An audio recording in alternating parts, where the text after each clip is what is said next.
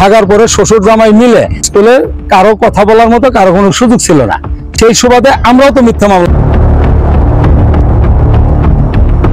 দুর্নীতি, অনিয়ম, নিয়োগ বাণিজ্যের অভিযোগ, মিথ্যা মামলা দিয়ে হয়রানি সহ নানা অভিযোগ উঠে এসেছে জামালপুর বক্সিগঞ্জের সাদুরপাড়া নজরুল ইসলাম উচ্চ বিদ্যালয়ের প্রধান শিক্ষক আবুল কালাম আজাদের বিরুদ্ধে।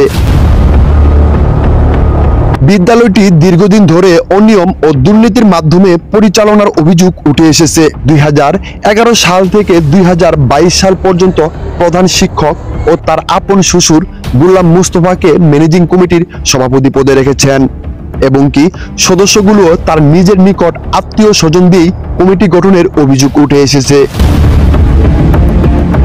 নিয়মিত কমিটির মেয়াদ শেষ হওয়ার পরপরই তিনি অ্যাডহক কমিটি গঠন করেন।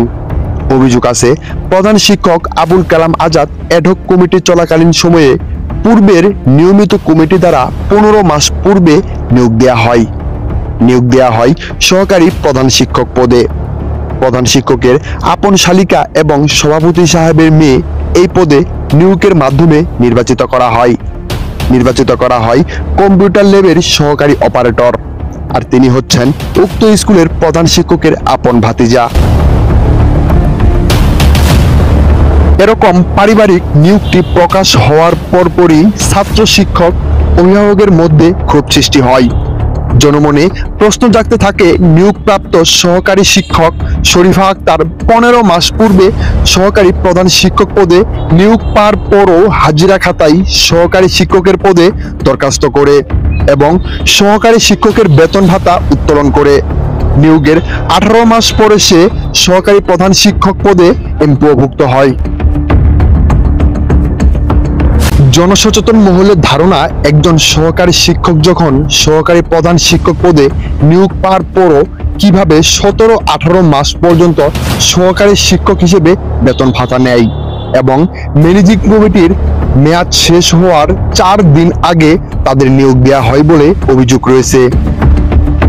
তবে এ ব্যাপারে সাদুরপাড়া উচ্চ বিদ্যালয়ের প্রধান শিক্ষকের সাথে মোবাইল ফোনে কথা বলতে গেলে তিনি এ বিষয়ে কথা বলতে অনীহা প্রকাশ করেন এবং বিভিন্ন অজুহাত দেখে ফোন রেখে দেন। এ বিষয়ে উপজেলার নির্বাহী কর্মকর্তা অহনা জিন্নাত জানান, অভিযোগ পেয়েছি, তদন্ত কমিটি গঠন করা হয়েছে।